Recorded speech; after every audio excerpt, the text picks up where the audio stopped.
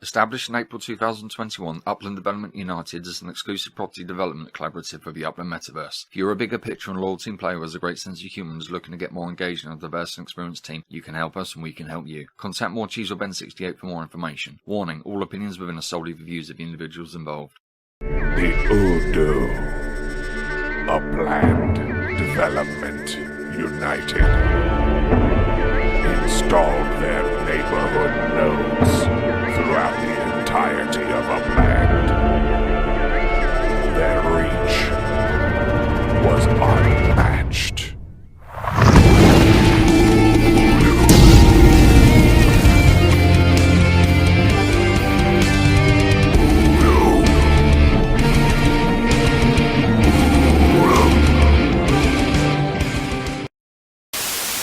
So, what is the UCC? What services or products does it provide, stakers and builders? UCC at its heart is a construction company, but really what we are focused on is being able to deliver Spark contractors and matching them to property owners that are looking to have projects built. But beyond just being, so it's not a Spark exchange like a lot of folks sometimes think. We really do focus more on the management and being able to kind of facilitate the whole concept of property owners and Spark owners and being able to come together. In some ways, the way I like to think of it is we're kind of like the Uber of upland construction. All right. People have cars, people need rides, people have Spark, people have construction projects. We bring them all together, we manage it, we make it simple, and we keep going from there. That's perfect. That's perfect. What's the history of the UCC? Well, I came in around mid-September, and the company had been started by a coal miner back in June 2021. And he found a need. He said, hey, I can do something about it. He started it. And as the business model evolved, it went from being a construction company that could be used to flip properties to being a construction company that can bring people together to now it's really kind of become much more than just a company. It's become kind of a community. We do treasure hunting trainings and teachings because we want people to have Spark. So it really kind of has grown over the past 5 months. It went from like 2-3 people to over 600 on the server in those 5 months. We've been doubling, tripling our Spark and our membership rates in the past couple of months. And we have some board members that have joined as well. That's good. And that's good. Like you want people to have Spark because being a part of Udo, like the only way we can kind of grow is for people to grow with us. And like the more Spark they have, the better they can contribute and so on. So that's a good point. What is the management structure and roles within the UCC? Well, and actually, I think Mass, who's our director of operations, probably can give you a much better kind of sense of how our operations work. But it grew from like 2 folks to our board now has 7 people on it. And that's kind of like the core leadership group. And Mass, I don't know if you want to kind of jump in and provide a little more detail on how we operate. Yeah, sure. So the obviously Coal Miner and Nova are the CEO, CFO, and myself, I'm the operations manager, and Dak is the HR and marketing director, and we have Gendai, who is our IT director, and we have Cooper down there, and also Sybaris, who manages the banking system for us. All right. What's the difference between the standard and advanced platforms, staker platforms? Yeah, sure. So standard platform is basically the one-off builds. We do some multi-builds in that platform. But what that does is that provides a spot for the people who don't have enough Spark to do their own builds. You know, they can't, you know, they got 0.2 or they got 0.06 or, you know, whatever, and they can't really contribute to their own construction, but they still want to make money off of what their Spark has. So we provide our standard queuing system for those folks who can, you know, have a place where they can grow their money and they can start building their nest egg and they can start earning and those sorts of things and put the spark to work for them regardless of the amount. And then our advanced stakers program is a program for those who carry one or more spark. And that's where we put most of our contract stuff. Anything that's going to be a multi-build contract goes into that pool, because there's minimums and standards that we hold to those stakers. They have to hold their one minimum spark in there for a minimum of 25 days out of every calendar month. So we have a lot of big spark guys in there. We've got some 8s and some 9s and a couple of bigger ones in there, because if they contribute, you know, to one build with 4 or 5 spark, chances are they've met the requirement with one build. So it really gives them an opportunity to make a little bit extra money on their spark, and gives us the opportunity to hold that spark into that queuing system for longer periods of time. Because obviously everybody knows the biggest problem with spark is retention and keeping it in the places where you want it.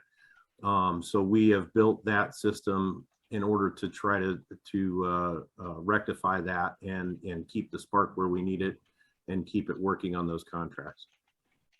All right. Just writing out some extra questions in regards to what I'm hearing. This is great information.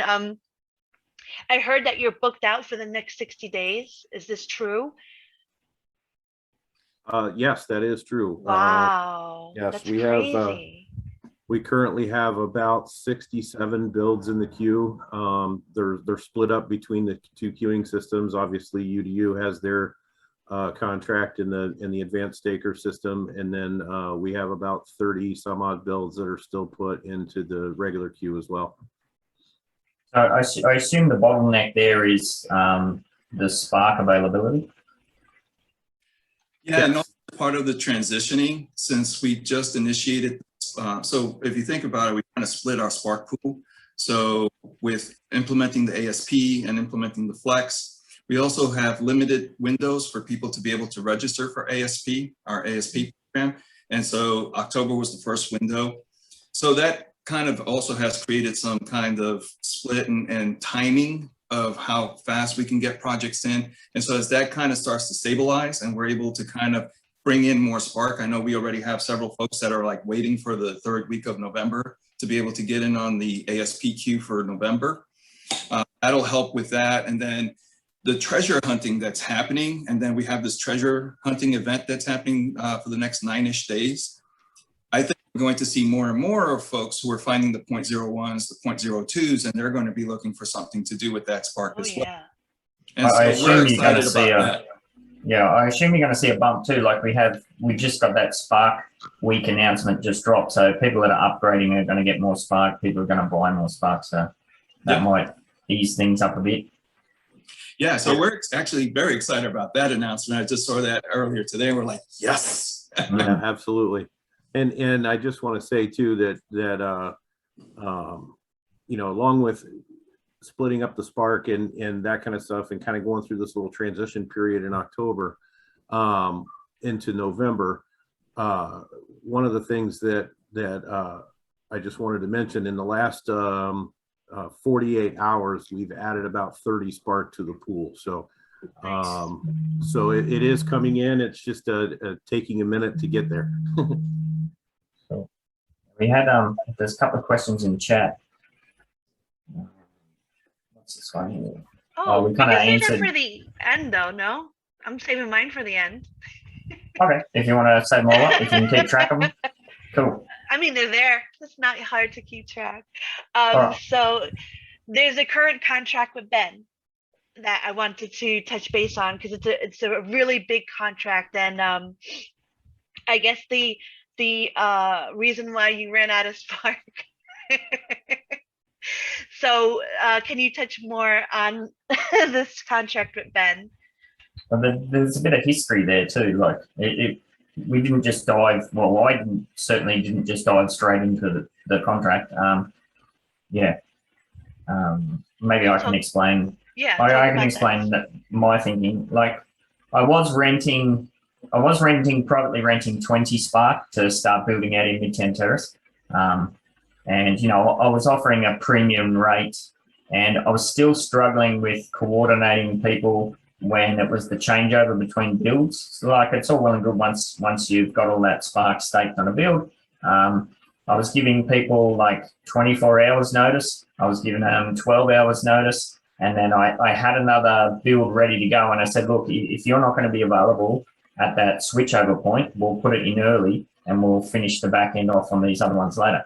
And I was still getting like day and a half of downtime where I'm in a position where I'm supposed to be paying these people a premium rate, and yet the Spark's not being staked. And then it just became a nightmare of trying to work out, well, you didn't stake for X amount of hours, so I have to minus that from the daily amount I'm paying. So it just all became a logistical nightmare. So I kind of pulled the pin on that, and I reached out to the UCC. I went over. I was already in their server, but I asked a few questions and that sort of thing, and it seemed like a no-brainer that they look after the logistical side of things, and it's pretty good system. It's what you want. They have a very clear service or a product. They have an X amount of, this is what it costs. This is what we do. You pay the money and they get it done. So I did initially, we were kind of in negotiations for a 10 townhouse contract. And that was going to be upfront payment. I balked at that a bit because I just wasn't sure how it was going to go or whether I wanted to commit that amount of funds at the time, because there's always cities releasing and all this sort of stuff. So I ended up pulling the pin on that, but then I went in with a couple. I think I might have completed 2 just standalone townhouse builds with them, and then obviously from that I could see the mechanics of how well the machine runs essentially, and then I broached the subject about a bigger contract, which I'm sure that guys can speak to. So how many properties, what's the current contract with Ben? UCC peeps. Well, with the 2, go ahead, Mass. Yeah, so currently we have 34 builds was the total contract. Wow.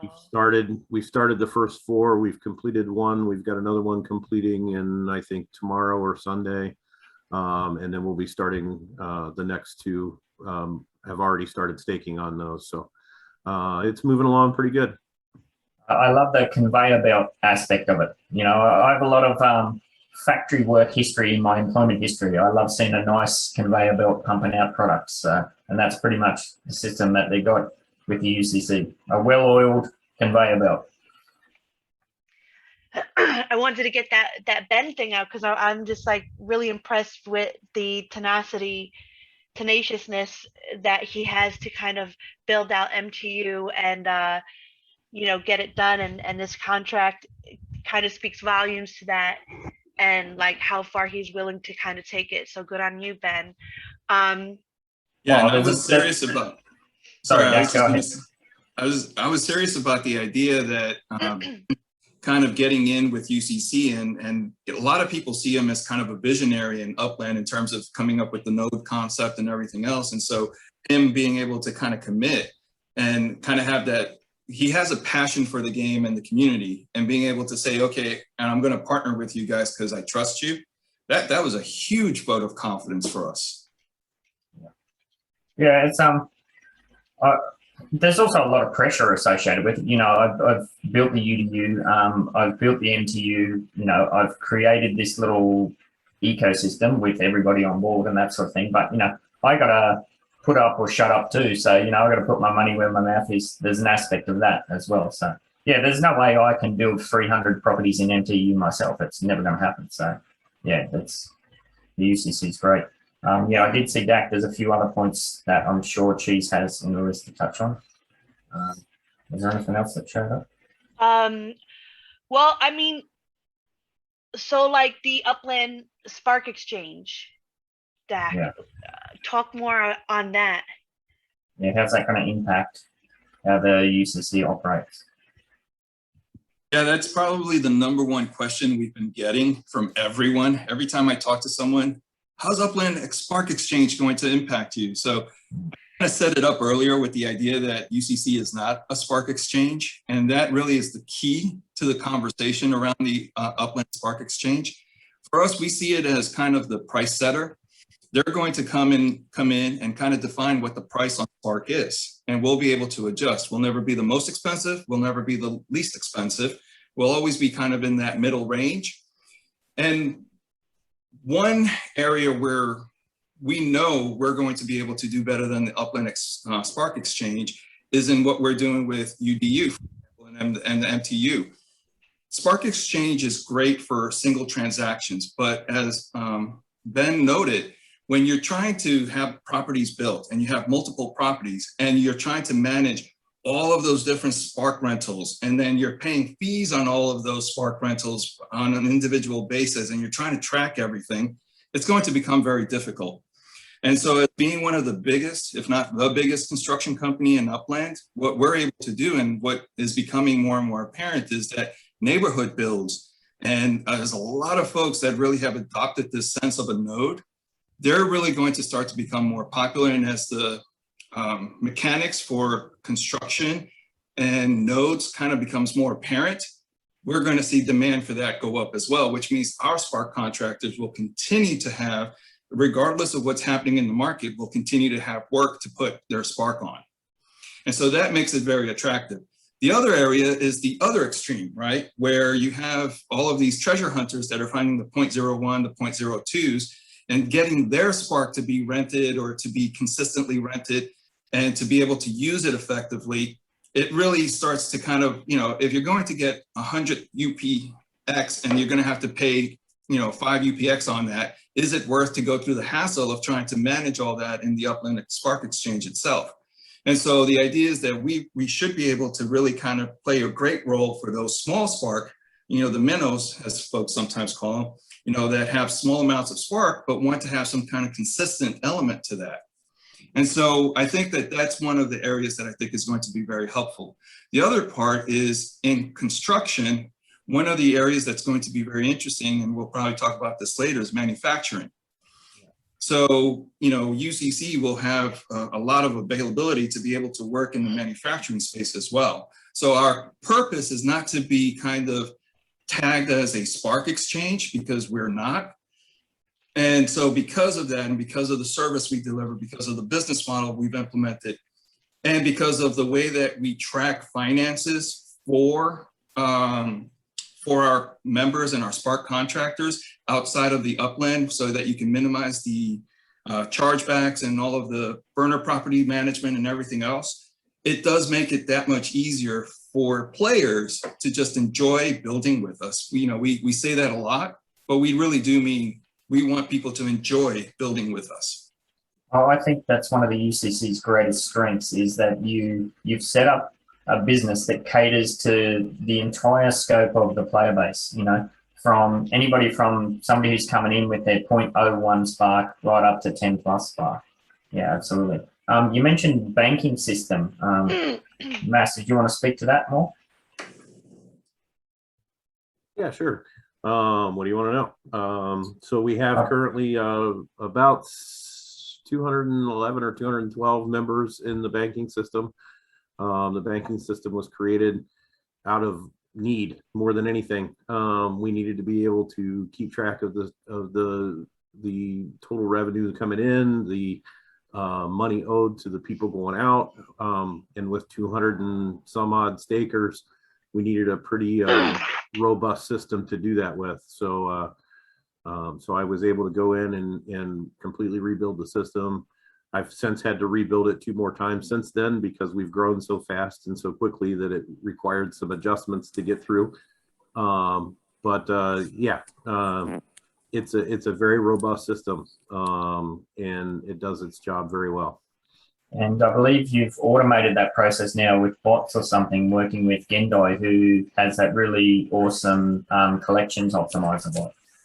Correct. Yeah. So we've now deployed the second phase of our bot, which is now tracking stakers. It's tracking pool amounts based on what you stake. It tracks also sparking days so that we can keep track of the ASP program.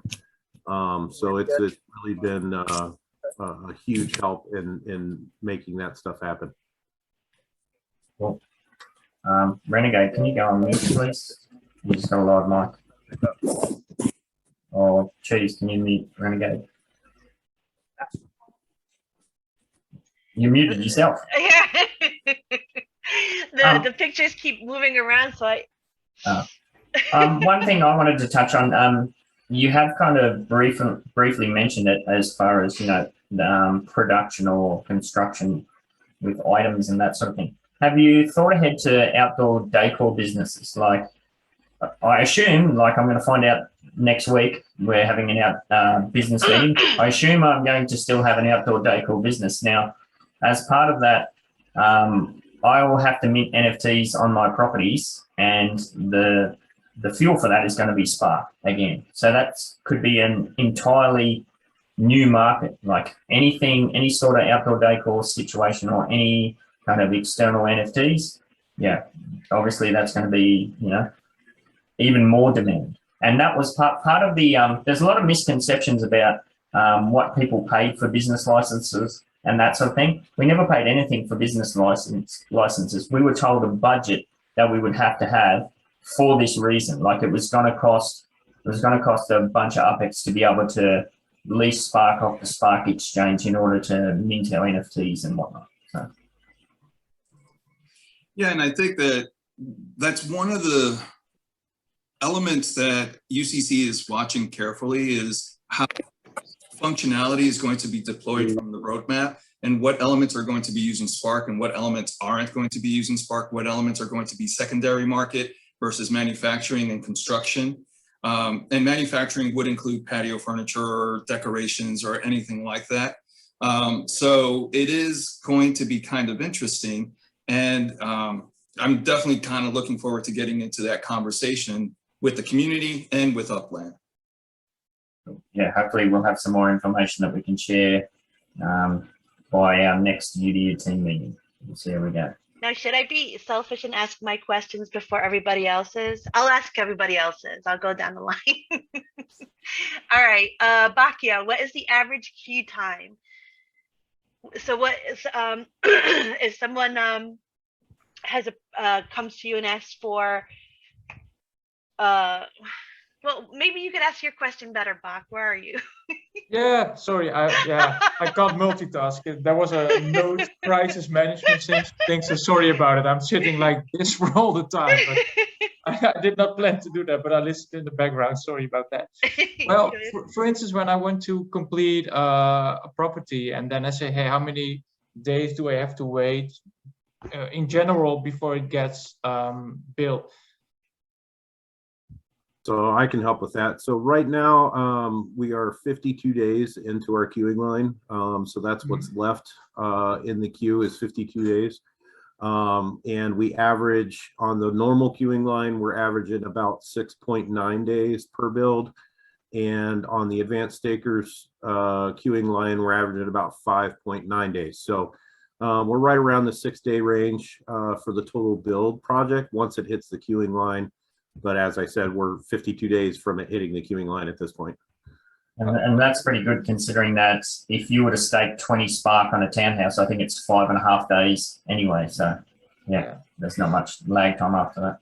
So I see the management part. Oh, so sorry. Go ahead. I'm sorry. No, you. Yeah, and also the management part, because, you know, if you want to have that Spark from different people, then, you know, you have to constantly negotiate and say, and especially with a multi-property contract, then you constantly have to say to people like, oh, hey, you forgot to stake your Spark, you forgot to stake a Spark. And that's, you know, that's also a very big advantage of that. Yeah. And one of the things that we had been very strong about, and I mentioned in the reply in the comments, is that splitting the pools has created a bit of instability, but in the past we would fill up builds pretty fast with Spark. So within a day or two, we would fill the Spark pool. For smaller projects, apartment buildings might take 2 or 3 days to fill, but but we would be able to fill that Spark very fast. And people are always, when they complete one project, they're moving their Spark to the next project, to the next project, to the next project. and then just banking all of that UPEX and building up their own internal wealth kind of thing. So it does make it that we're able to keep filling up projects. And that's also why we don't bum rush the queue with like 15, 20 projects. We try to keep it to around 3 to 4 projects, 3 to 5 projects going at any one time, so that people are always kind of trying to maximize that spark pool. And so it's a little bit of pipeline resource management.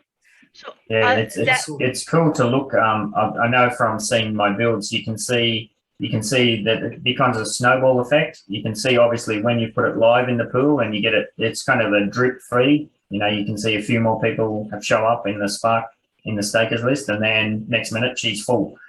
Yeah. So one of my questions is keeping on top of people in regards to having them move their Spark to the next project. Is that what you were touching on with the bot system? Is there a way that it can kind of tell how many hours the person actually put in regards to Spark time? Correct. So we pay Spark by the day. We don't pay by the hour or anything. We pay by the day. So our bot is set up to, it checks the stacks for an 8-hour staking period.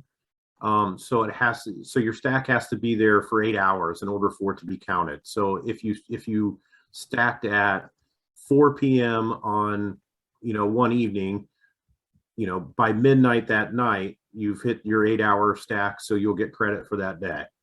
So the bot pretty much takes care of all that for us. The biggest challenge with the bot was switching over from a manual tracking system to the bot tracking system and trying to get all 500, 600 plus people registered with the bot and get them, some of them register late, they stake on a build and forgot to register or something along those lines. So so right now we're using 2 systems. We're using a manual system and the bot system just to make sure that we're catching those people that are maybe a little bit behind on registering, or they didn't register correctly, or those sorts of things. So we can still make sure that they get paid what they're supposed to. Now, eventually we'll be switching over to the bot completely. Once we get everybody, once we're confident that we have everybody on there.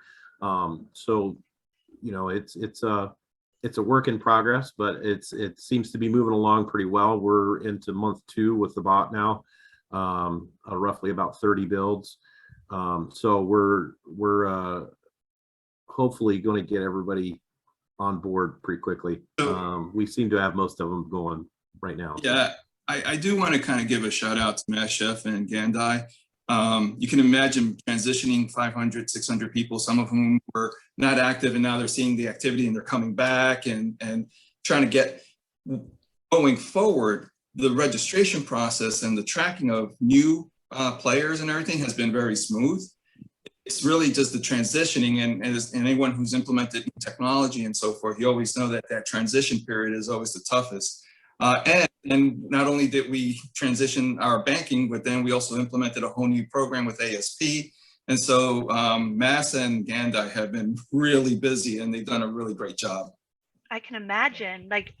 All right, so that's cool. So another question, I have 2 more. How much do the stakers get for their Spark? Is it sort of like a tier system regarding how much Spark they put in? So each build is given a pool of how much UPEX that build will pay out. And then the Spark is, as it comes in, it's calculated by, how many days that they've staked, how much Spark they staked on it. And then the pool is divided by all the people that staked onto that based on how many Spark hours / days that they've staked on. So it kind of varies per project. Correct. Right, so the smaller projects, we pay 30 UPEX per Spark hour per day. Okay. On the regular staking queue. So the pool is delegated around that, based on what the build is. So for an example, the pool on an apartment building is 175,000. So anybody that stakes on that queue gets a split of that 175,000 based on how much Spark they put in there, according to the rate for that queue. Now the ASPQ pays 35 UPIX per hour per Spark day. So it's a little bit higher pay rate. Obviously we want to, like I said before, retention, we want to keep the Spark in that pool. So therefore we have the minimum amount of time that you have to stake in that pool. But because of that, we pay you more UPIX to do that. All right.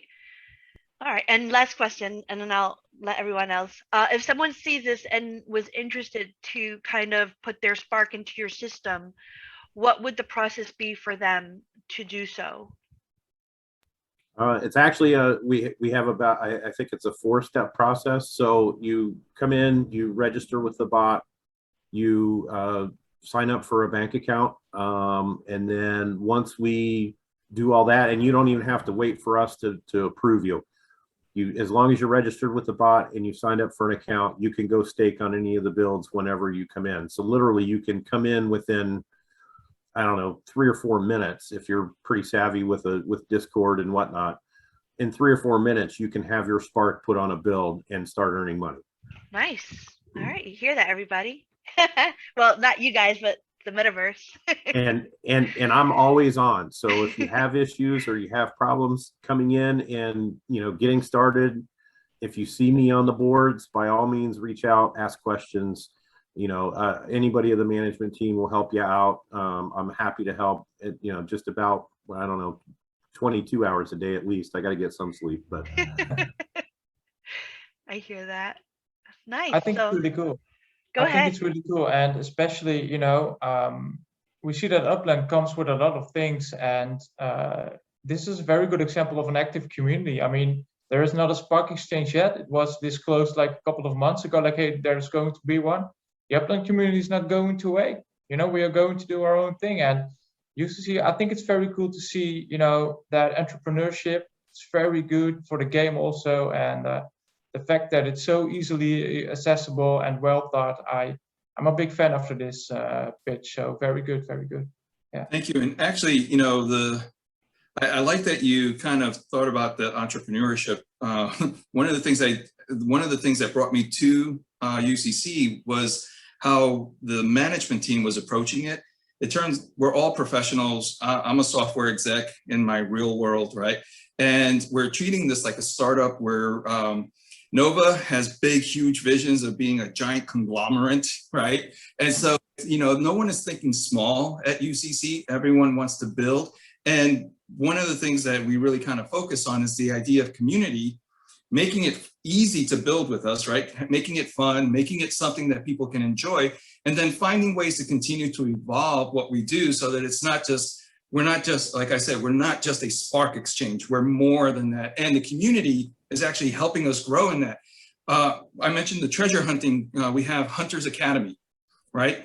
And people are volunteering to be coaches or professors, we call them, in cities and providing their tips and tricks and showing them the tools they're using and everything. And it's, they're just doing that because they really enjoy it. I've got a couple of things to touch on. What are the challenges you face, like on a day-to-day basis, as far as managing the building side of things, but also the community side? I think Mass Chef said it best, and it's the one thing that everyone on the board worries about: retention. Retention of Spark contractors. One of the things we wanted to do was be very open and transparent about how we work. And so we don't bind people to contracts, or we don't bind people Spark for weeks or months. Everyone can come in, stake, they can unstake, they can, whatever they want to do. And what we hope is that the community, everything that we're offering, keeps the Spark contractors within UCC, but it's not that they have to. And so for us, retention is always top of mind. We're always trying to think of how can we add more value to the community, to our channel. How can we bring different features that people are interested in, like the Hunters Academy, things that will just add more value for our Spark contractors, because that's really the engine that drives the whole thing. Yeah, and I assume it's all a very dynamic process. Like we're very early into this system. Like I said, we don't know if the official Spark exchange is going to come on.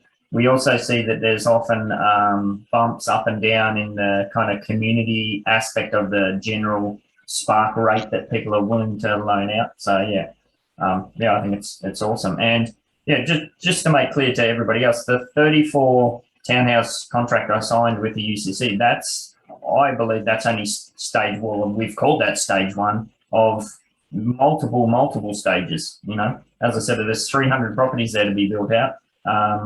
I'm expecting we're still going to be having these conversations in a year, and Midtown Terrace is not the only neighbourhood node that the UDU is building out. So yeah, I assume and I hope that this is just the very early stages of a much longer term, you know, kind of deal, partnership almost. Yeah, and we definitely see it as a partnership. And as I mentioned, neighborhood development is a real thing within the Upland community. And we're seeing other organizations following what UDU has been saying about developing nodes and working with someone like UCC to help build out their nodes and their neighborhoods. And so we need all the spark that we can get. So if everyone who's watching, send a friend. Nice. Now, are you working totally independent of the Upland team, or has there been any conversations? You know, have they shown any interest in what you guys are doing? So at one point, X1, I know, was dropping in on different Discord servers and so forth. So he came by. We've kind of touched base with them. This new application process they opened up, that's kind of interesting. But we have not had any official conversations. This has all been independent, community-based, you know, players doing what they want to do kind of thing, right? I have worked with Uplando, with the cafe, and kind of using that, but that's as close to being official Upland as we've gotten. Yeah, we're kind of in the same boat where there's been loose kind of conversations in the past, and yeah, we were only just talking about it this morning. That's a third-party community form that they put out. And what was the wording, Fish? There was some wording in there that made me raise my eyebrows. I'm just having a mental blank. Gathering intel. That's right. Yeah, intel. They were gathering intel. I'm like, hang on a minute, what's that all about? Yeah, that sounds ominous. Yeah. Did you guys fill that one out yet? No, we want to understand where we want to play in that space. As you said, there's some pros and then there might be some cons. And so, you know, we want to work with Upland, not compete against it. Obviously, that's a losing proposition for any group that's out there. So we do want to work with Upland. We want to work with Upland management. We have some great ideas of how we could do that. Gandhi is really smart and he has some really cool concepts. And so we want to do something, but at the same time, we want to just make sure it's right. Cool. I mean, it's value added either way, you know, and I, you know, and just, I guess my opinion, but, you know, each one of these projects, yours is a fantastic example of making Uplands better. And for them as a third party, you know, that's something it looks like you've already basically surpassed their idea of, and I know that you don't want to compete against them, but it costs them money to do that in the first place. And if you're able to provide something for free, that's a better product, you know, whether, you know, how you incorporate that or your strategy moving forward with regards to marketing and communication with Uplands. I can understand that you're a little leery or at least cautious, right? But I mean, yeah. Upex World, another one, you know, like that went down, and look what it did to trading. Look what it did to the floors, and you know, I don't see how they don't see that, I guess is my opinion. Right. And Upland wants construction. Upland wants to see players building objects and building up the metaverse and so forth. And so, yeah, we want to work with them, and we do feel that we have some ideas that can help them focus their development efforts in other areas like retail, office, and licensing models and the third party, the player businesses versus maybe, you know, an Upland Spark Exchange, right? I mean, there are ways that can be done through trusted partners. I feel like that's the way it should be, though. Like, if you're building this metaverse for the people, by the people, not to quote John Hancock from Fallout 4, but or the original John Hank. Why not give it to the people? Like, all right, if you want to kind of take a cut, whatever, that's your thing. It's your world, and we're just squirrels trying to get a nut. But like, give it to the people, let them own it, and I got you, Ben. I got you.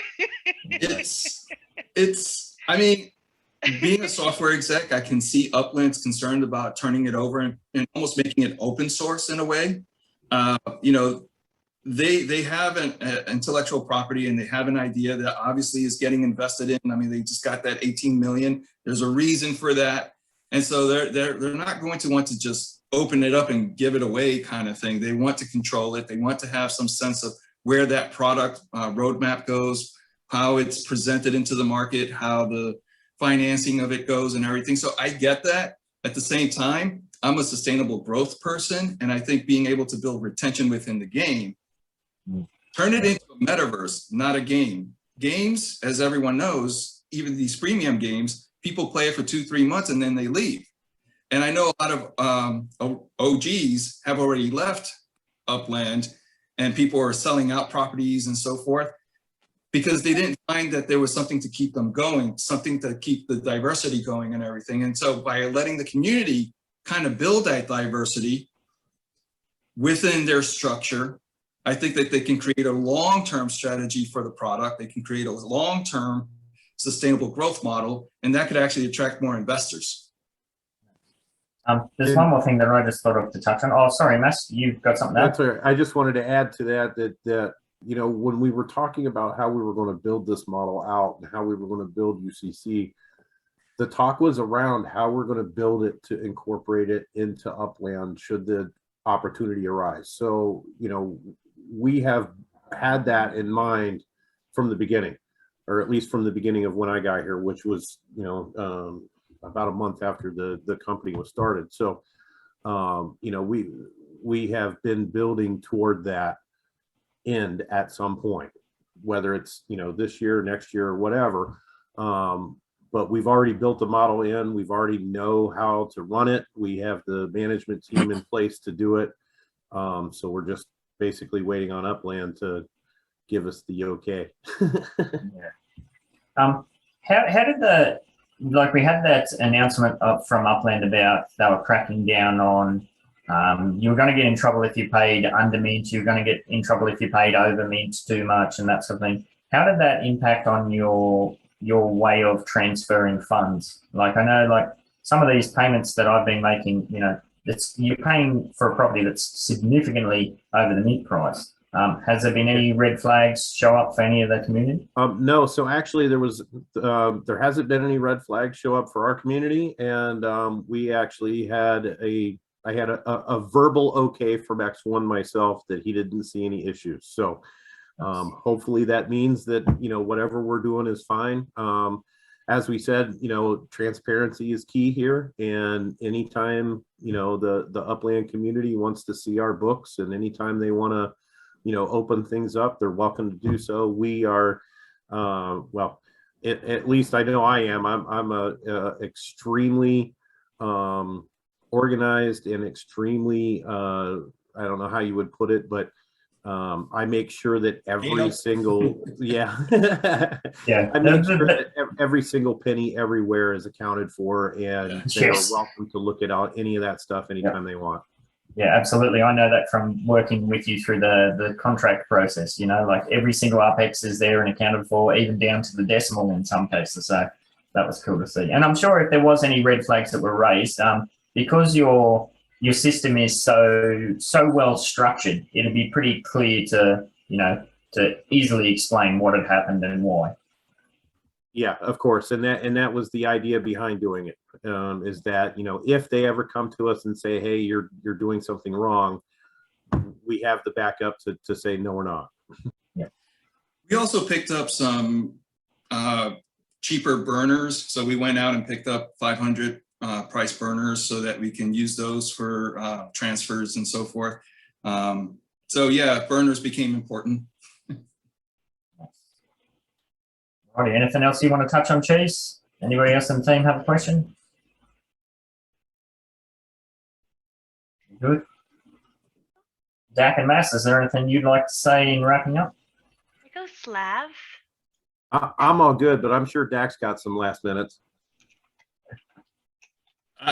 We covered a lot. I think that the key is that we want to recruit more players to come in and bring their spark. We want to continue to work with neighborhoods, and we don't want to lose sight of the fact that we are a community development group, you know, that we want to build, including the smaller projects, the one-offs, the two-offs. It's not just about the big neighborhood builds. Of course, when the Upland Spark Exchange comes up, that might change a little bit, but now we're here to help the community as a whole. Right. Yeah, so if you're out there and you've got your 0.01 spark or whatever and you don't know what to do with it, or if you got your 10 plus spark and you want to make some bank, yeah, reach out to the team at UCC and you will be well looked after, I am sure.